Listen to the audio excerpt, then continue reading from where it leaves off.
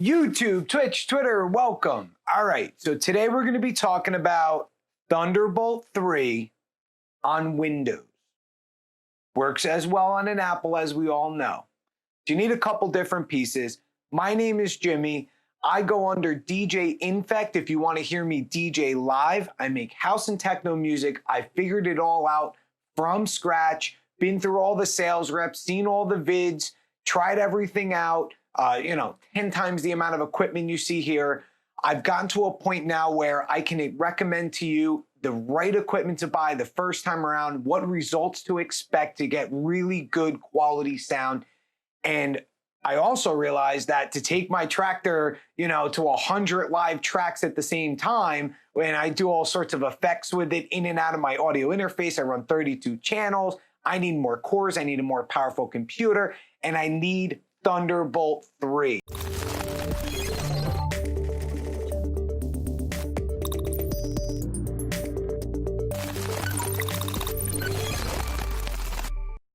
And here's the thing, in pro audio, they don't really explain this to you, right? They say, use USB, use USB 2. That's been around for a while, right? And then it was like, oh, you can go Firewire. And then it was like, oh, you can go, USB-C, which is still pretty good, right? But then there's like Gen 2, Gen 1, then there's like this, then there's like that, right? The best thing that you can do for your audio setup, if you're going to be going hybrid and you're going to be going from Tractor, Ableton, any of your live DAWs, DJing live, number one, you're going to want to try to get is worth the money, Thunderbolt 3, right? Cutting down latency, which is going to be your number one problem. We're going to also be talking about like the multi-clock to have proper clocking and timing to make sure your MIDI controllers are all lined up. My setup is also analog. So I not only mix in the analog domain with the Model 1, but I also have analog synths, so everything has to be in time, right? So latency is going to be one of the biggest challenges in timing. So today, I just wanted to recommend your best bet is Thunderbolt 3, the way it's done. So you get the Thunderbolt 3 cord. Now, when it comes to these types of cords, you don't want to go with an off-name brand. You want to get the Apple brand. So it's a trusted brand. You know that the cable you're getting can actually handle the input and output of the speeds required in Thunderbolt 3. Furthermore, you're going to need an expansion card, all right? And here's the thing. On your motherboard, there's going to be a TB header, all right? So your motherboard has to have a TB header. There is some hacks, there is some workarounds, not recommending it. So number one, you need a TB header on your motherboard. Number two, you need the proper Thunderbolt wire.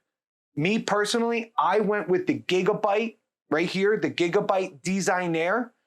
I'm going with the threadripper 3260, X. I'm going with, this unbelievable setup.